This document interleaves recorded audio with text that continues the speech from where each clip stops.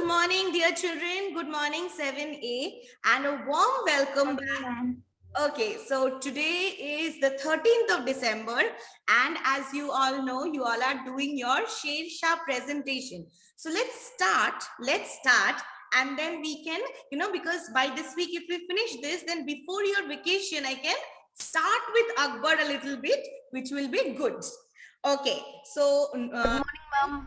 also last day gave her presentation. Good morning, ma'am. Nilesh, are you ready? Nilesh, okay, I'm going to share screen option. Good morning, Auntie. Good morning. Ma'am, can you Arya hear man me? also didn't do I yesterday. was supposed to Nilesh, I think it's too ready. Listen, those who missed, I will come back again later on. Nilesh, start. Okay, ma'am.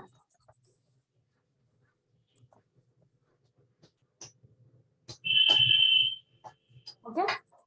So, wait. Sher Shah's administration policy, trade and commerce. Ma'am, may I read this part? Yes, read the first part a little bit.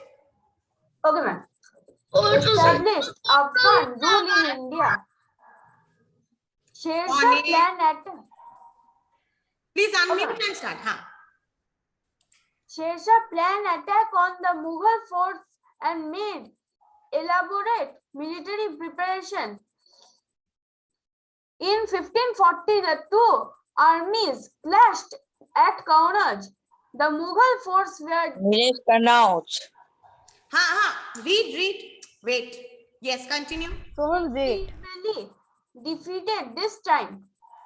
Sher Khan became the master of Delhi and Agra and assumed the title of Sher Shah, the large but fragile Mughal empire came to an end and was Sohan, please stop. replaced by Afghan rule. I'm Sher helping Shah became the emperor or Sher Shah of Hindustan. Okay. He ruled for a short period of 5 years from 1540 to 1545. His empire extended from Bengal to Indus, including Kashmir. Okay. Sher Shah administration. Sher Shah put in place a sound administration. In fact, the later Mughal administration was based on this system. So it was based on what he did. Okay. Sound administration. Now go to the next slide. Step taken to promote trade and commerce. Important measure taken by Sher Shah to boost the growth and trade and commerce. Sher Shah construct road and means of the growth and trade and commerce. It became easier for the merchant and traveler to travel from one part of the country to other. He built an excellent network of road which had tree on either side for the shade. To make the taxation system simpler, he abolished all the duty on good except two.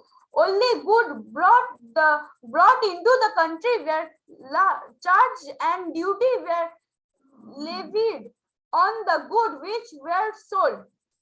The sarai or inns where government control became the center of the trade. Step taken to promote trade and commerce.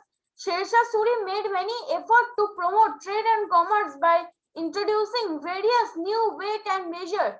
He introduced coin of gold, silver, and copper, and uniformly standard. Perhaps the great one question here. So, he standardized. He made the coins and all very standard. So, yes. How do you think this can help in promoting trade? So that no one can make a discrimination of the higher and selling at higher price and selling at lower price. That's why he made trade and commerce standardized. It was fixed, no? Yes. What can't be done? During Muhammad bin Tughlaq's reign, the token currency, what was happening with the token currency? His mission all were failed. Many fake coins were there, but when you standardize, there cannot be any fake coins. So, okay. Yes, ma'am. Perhaps the greatest contribution of Sher Shah Suri was the introduction of the silver rupiah of standardized weight. This rupiah was used for several countries even after the death of Sher Shah Suri. Still, it remained the unit of Indian currency. It is true now. He instructed his officer to trade march well and look after the interest. The duty of promoting trade and march was given to the zamindar or village headman of the village. Okay. Around this point, Sher Shah also used as a dak chowki or postal halt for quick delivery of mail, and horsemen were posted at those chowki to carry the mail from one chowki to another. So there were horsemen to posted it. All these are steps taken by Sher Shah to promote trade and commerce. Thank you. Okay. Thank you, Nilesh. Your points are absolutely correct. All good. Can add one or two pictures, here and there, maybe of his empire or of any dark chalky or anything. So that's Okay. one suggestion. Now, I would like you to conclude by saying, do you think he was, had he been able to rule for longer? No, it was there till he ruled for a short period of time. I know. I am asking you, had he been able to rule for a long period of time, do you think his trade policies would have helped his empire? Was it good? Helped his empire. Yes. Do you think these are good enough to help his empire? You can stop screen share. Parthiv, get ready to start screen share. Yeah, do you think his policies are good to, promoting trade and all? Suppose the empire has been a long 30-year one. So do you think these policies are good enough? Helpful for the people? Yes, ma'am. Because he standardized it. He standardized things, so it was more just and equal. Okay. Yes, ma'am. Thank you. Thank you. Yes, Parthiv, are you there? Okay, I cannot see Parthiv right away. Pranjal.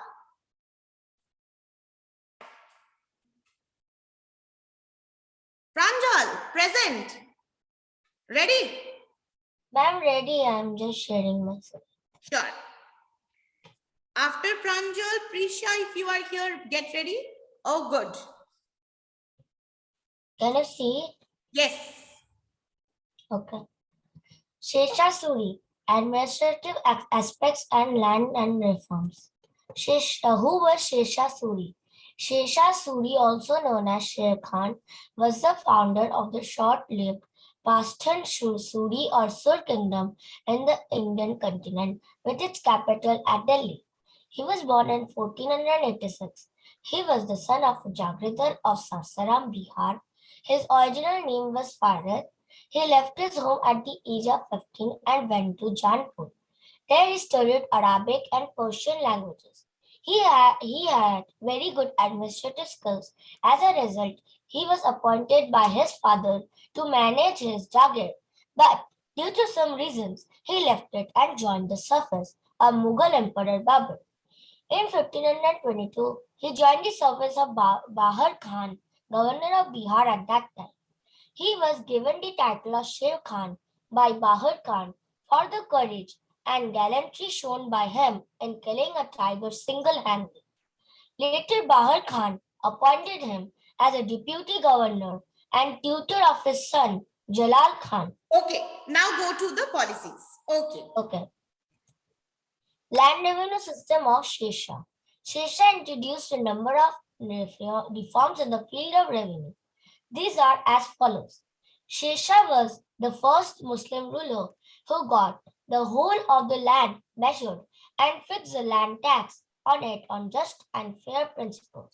The land of each peasant was measured first in bighas and then half of it was fixed as the land tax. According to more land in certain portions of the empire, such as Multan, the land tax was, however, 1/4 of the total produce. The settlement made between the government and the peasant in respect of the land revenue was always put in black and white. Every peasant was given a written document in which the share of the government was clearly mentioned so that no unscrupulous officer might cheat the innocent peasant. This is known as patta. Each and every peasant was given the option to pay the land tax either in cash or in kind. The subjects of Shesha used to Kabul promise that they should pay taxes in lieu of patta. The peasants were required to credit the land tax direct into the government treasury to be on the safe side so that the collecting officers might not charge them any extra money. Strict orders had been issued to the revenue authorities that leniency might be shown while fixing the land tax, but strictness in the collection thereof should be the inevitable rule. Suitable subsidy was granted to the farmers in the time of drought, famine, or floods from the royal treasury. Special orders were issued to Pranjal, what do you soldiers. mean by suitable subsidy was given to the farmers? Subsidy means I think so. It was subdivided between them suitably. What do you mean? No, No. subsidy. Subsidy means when you are giving them, suppose you are supposed to pay 10 rupees, but then due to any reason, your crops did not work out. It did not, the crop grown was not good. Maybe there was a famine or anything. So now the tax is reduced. And instead of 10 rupees, the government allows that this year you can pay 6 rupees. So this Okay. 4 rupees less, this is called subsidy. Okay. Okay. Special orders Yes, were issued to soldiers that they should not damage the standing crops in any way. In case of damages, compensation was granted to the farmer by the government. This arrangement of Shesha was as reasonable as was adopted not by Akbar only, but was followed by the British government also. The well-known Rayatwari system was founded by Shesha. In order to connect one part of his empire with others, he got a network of roads constructed. He appointed detectives all over the empire so that there was no fear and offense were reduced to minimum. To give an incentive to road, he got good roads constructed. The Grand Trunk Road, constructed by him, is even served as the royal path till today as well. He got the trees planted on both sides of the road and got the wells sunk for drinking water.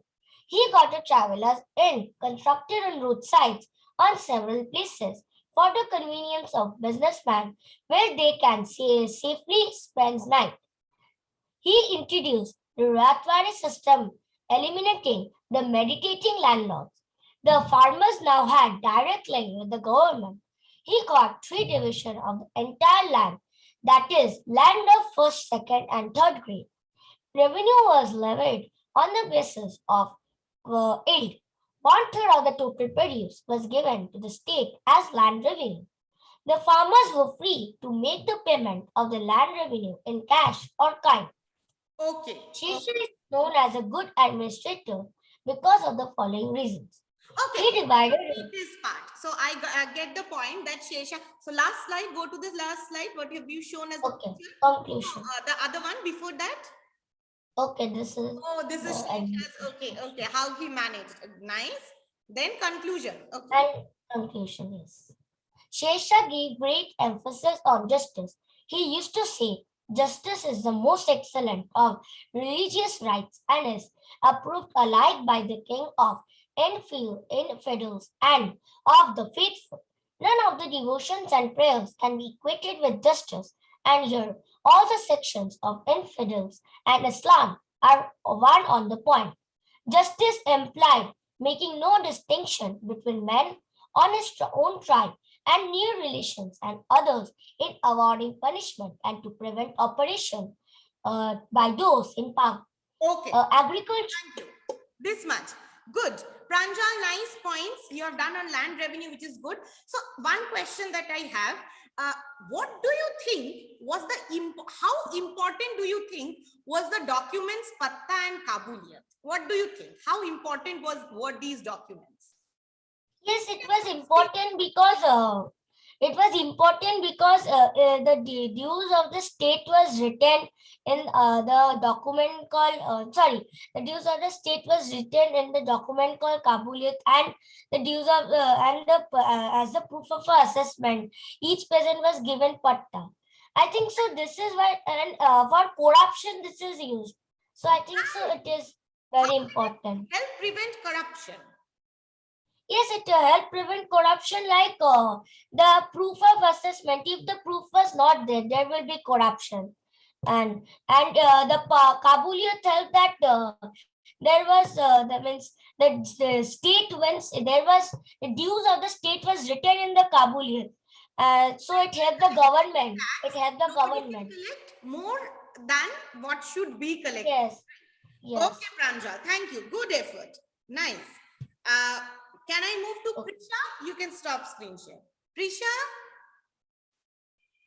Yes, ma'am, just a second. Yes, yes, yes. Ma'am, due to network problems, I've joined late and I was before Pranjal. Okay, Parthiv will come back to you after Prisha. All right. Sheshasuri's military administration. These are the table of contents. Right, nice. Here's the introduction. Sheshasuri, born Farid Khan, was the founder of Suri Empire. He started the Suri Empire, which was in India, and its capital was Sasaram, which is modern day Bihar right now.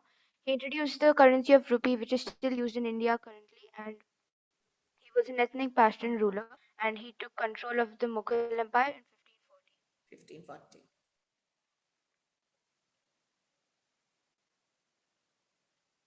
Hmm. Uh, Hmm. Sher maintained a strong standing army at the center, like Alauddin Khalji. He had around 1,50,000 cavalry, 25,000 infantry, and 3,000 war elephants, and a part of the artillery. Sher Shah continued Alauddin Khalji's system of branding horses and maintenance of records of soldiers to prevent corruption and also check it. Okay, Prisha, Sher Shah also is how can maintaining records of soldier help in preventing corruption? How will it work? How will it help in preventing corruption? because if you like have the records of every single soldiers and or even people of a particular place, you can kind of check their status or any illegal activity done by them. So probably that would help checking corruption. Okay, and suppose if there is a spy in the army, how would that help? How would the record help? Because sorry. Yes.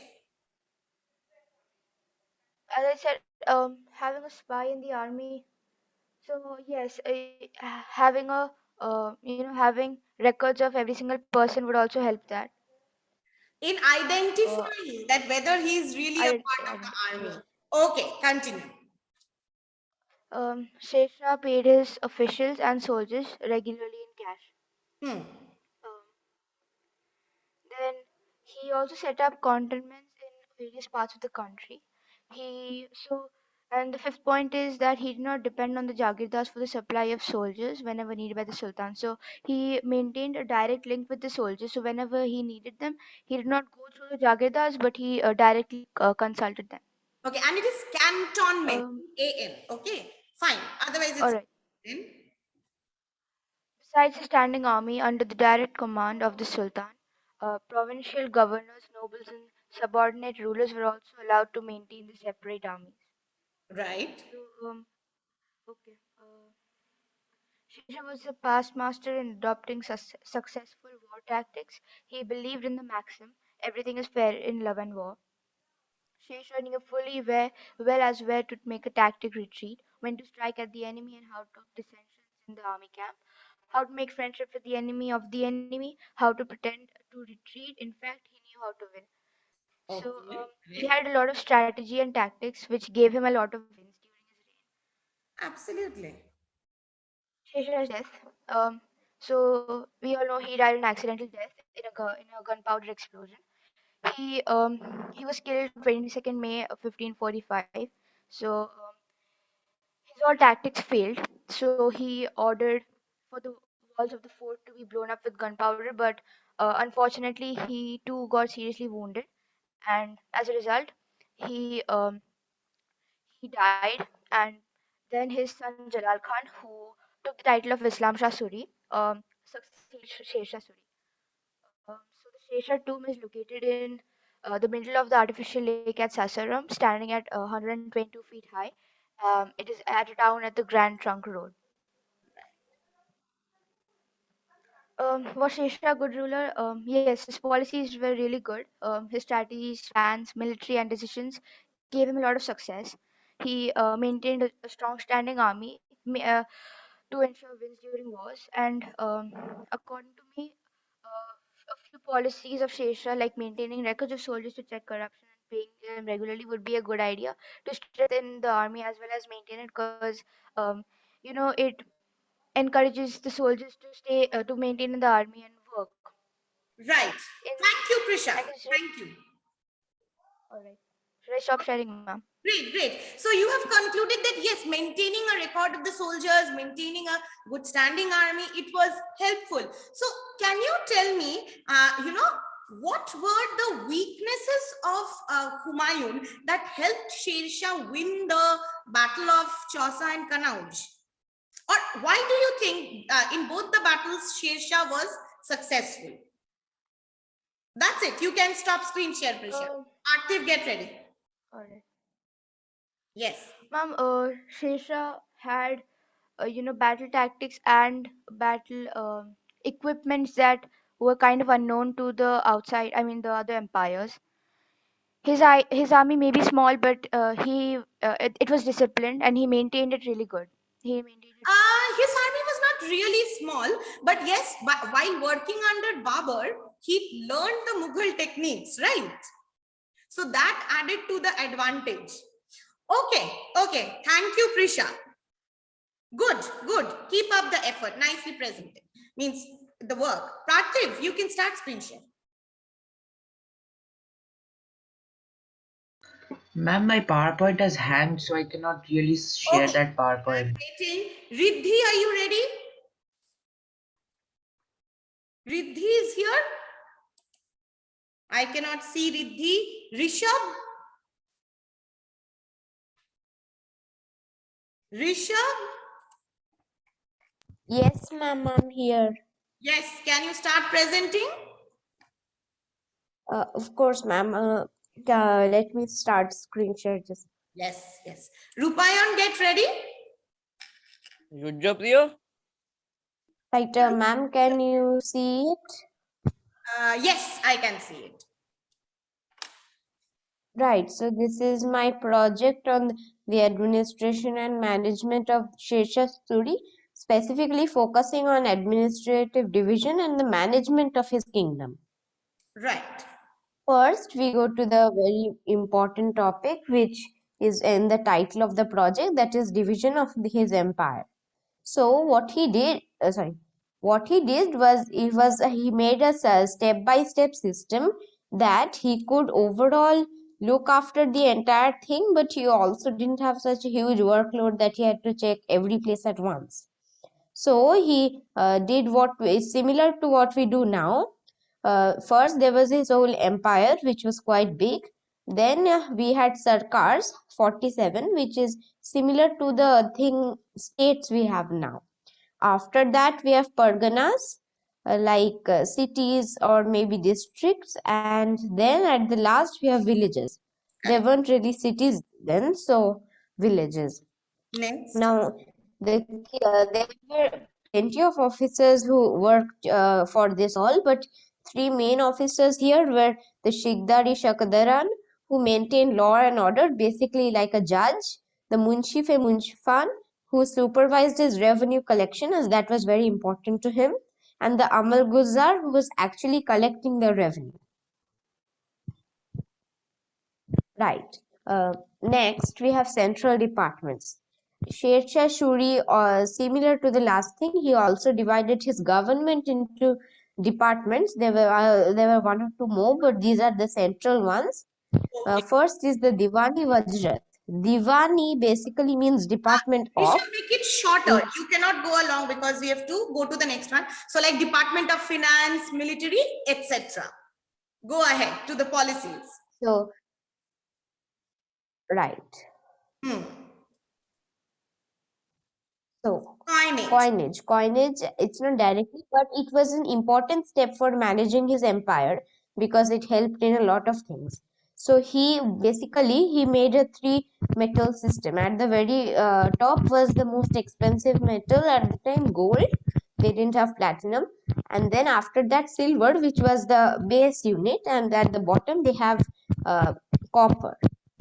So now what he did, he called the silver coins rupiah, and that was basically the base of the whole system, even though the gold ones were more valuable. And he made the gold coins mohurs. We still had mohurs in British India. We don't have them now.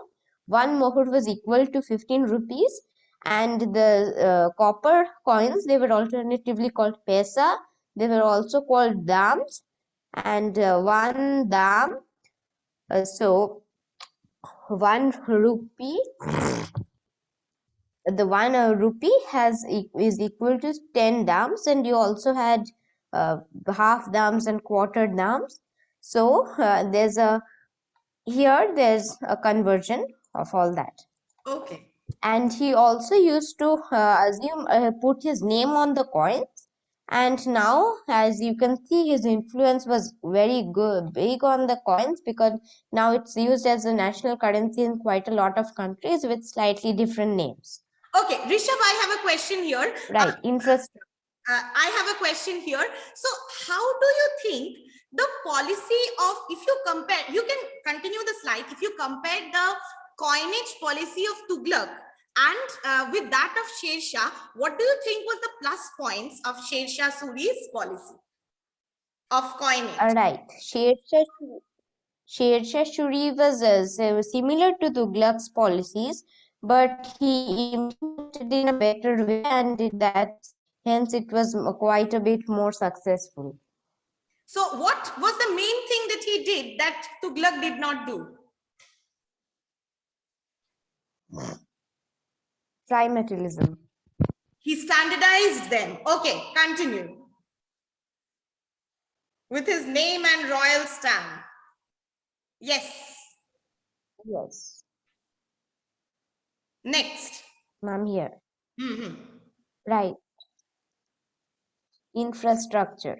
In order to they have a postal system and communication are all things which were helpful to manage his empire. He rebuilt a road, essentially. In many places it said that he built, but that's not quite true. He rebuilt, and that place was known quite long, even in the Vedas. And when he was there, it was called Chandragupta's Royal Road. So in the 16th century, that is in 15 something, he built Chandragupta's Royal Road, and there were places called Shangun and Rohtas, and he rerouted to those places, and he also increased its breadth for ease of use for bullock carts and many people walking. He also planted shade trees and fruit trees, so somebody might, if they were hungry or if they wanted rest, they could sit there and have. And at every coast, the coast is a historical unit of measurement used in India. He built a caravanserai, that is a sort of inn. At that inn, you could stay the night, and they also had a postage system. Right. Next point. Postage system. About the postage system, he built and established and improved also a postage system, because it was not quite a new idea. And he had a lot of swift horses, and he used to get important information about spies and government and revolts and whatnot. So his empire was quite well and managed. The whole postage system was under supervision. This superintendent, his name was the Darau Adak. Dak is post in Bengali. Not in Bengali, but in lot of Indian languages, dak is post. So Daro Adak. He was the director and he got the administrative dispatches. And at the caravanserais, there were quite a lot of horses. So in total, the caravanserais had around 3,000, 4,000 horses. Okay. And there were two Tariq Navris who actually recorded them. Like in our post office, we have ledger books and all. Nice. Next point. Now, about the income of the empire. In order to manage the empire, Sher Shah Suri, as he was a king, he couldn't work the traditional jobs, like he couldn't become a farmer. So he had different sources of income. Mainly was land revenue. After that, we also had income from the taxes and the transportation. So when products were coming and going, and the raw and finished products, he used to tax them. Now the royal mint, they were making rupiahs and mohurs and dams, and then he also got a little money from that. The confiscation of unclaimed property, he indirectly got land from that, as you can't exactly confiscate unclaimed money. There were plenty of people who gave him tributes in honor, and also travelers who gave him gifts. So if they were valuable, they also counted to income. Salt tax, which was quite important. Jizya on the Hindus, he usually didn't do that as he was quite secular, but he did that. He was slightly biased. And kham, there's a concept called kham, and when you have war or anything, you have to give 20% of whatever booty, that is whatever you take in war, whatever you pillage in war, and you have to give 20% to whatever leader you have, be it an imam, caliph, sultan, emperor, king, etc. Justice. So on the top, there's a quote by Sher Shah, and it is seen that he quite liked the concept of justice, and it was important in managing his empire, and he was mostly a fair person and unbiased. So as he was a medieval ruler, he sometimes decided cases in person, the very important ones. Now, this ties into the Pargana Sarkar system, as there were different levels of supervision. There was a village panchayat, like we have a village panchayat now in the villages, who decided in the villages. In Parganas, there were munsifs who actually decided slightly higher up. Rishabh, 1 minute. You need not read the full thing. So in the last point you've written, the criminal law of the time was very hard and punishments were severe. So why do you think he kept severe punishments for crimes? How was it helpful? And then you can go to the next slide.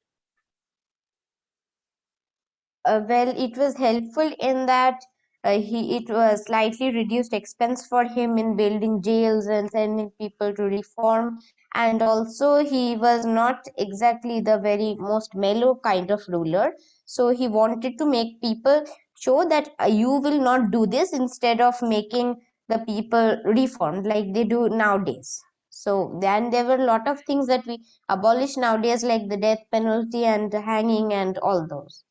Okay, so he wanted to set examples so that it is not repeated. Okay, thank you, Rishabh. Next point. Yes. The last point, land revenue. So in order to manage his kingdom and also to earn some income, he measured the entire land, that is not of every person, and he fixed a land tax on it on mostly just and fair principles. Mostly because in the some places he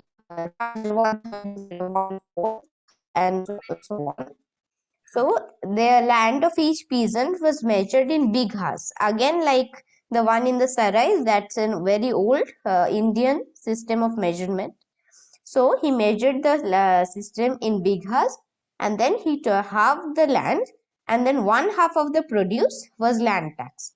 So you could pay it as cash or kind, that is, you could pay it in money, rupiahs or dams or mohurs, or you could give an equivalent amount of wheat or whatever crops you were growing. And in certain places, you have such as Multan, you have 1/4 of the total produce. 1/4 of the total produce is the value of 1/4 of the total produce. So in certain areas, he reduced the tax. Certain places it was 1/3, and certain places 1/4.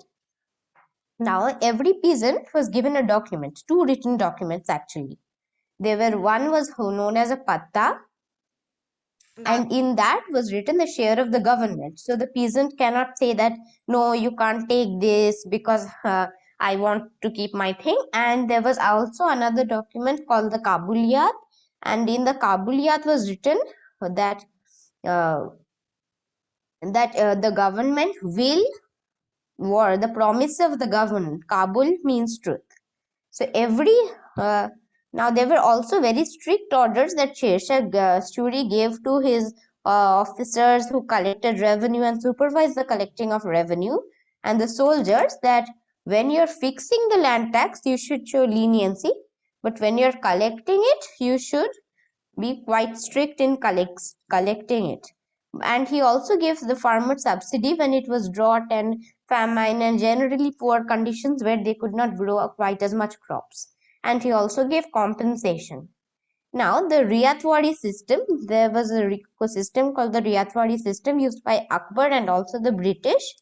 In that, basically, at the top, you had the head. In Akbar's time, Akbar, and in the British's time, the British government. Under that were the Jamindars, and at the very bottom were the peasants. So that was a tax collecting system. Many people think it was founded by Akbar or the British, but it was actually founded by Sher Shah. Of course, he didn't call it the Riyatwari system.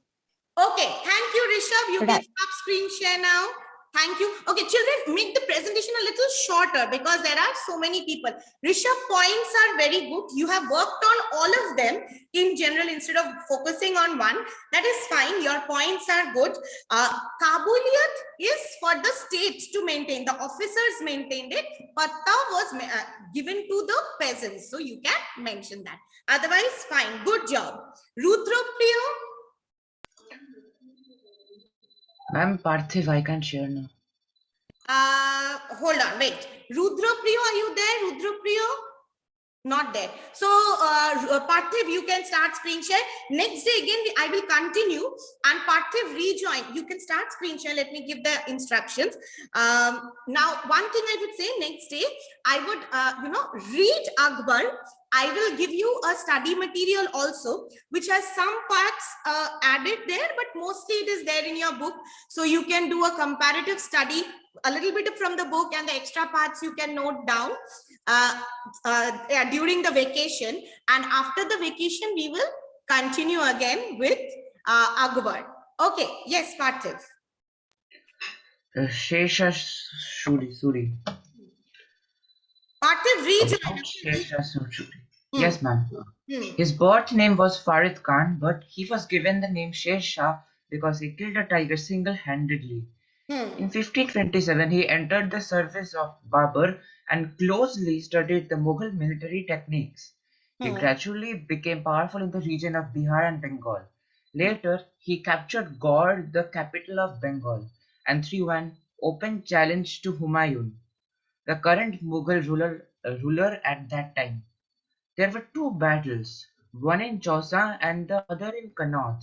Both times the Mughal army was defeated by Sher Shah, but the first time Sher Shah willingly retreated. In the second battle, Humayun had to surrender the throne to Sher Shah, who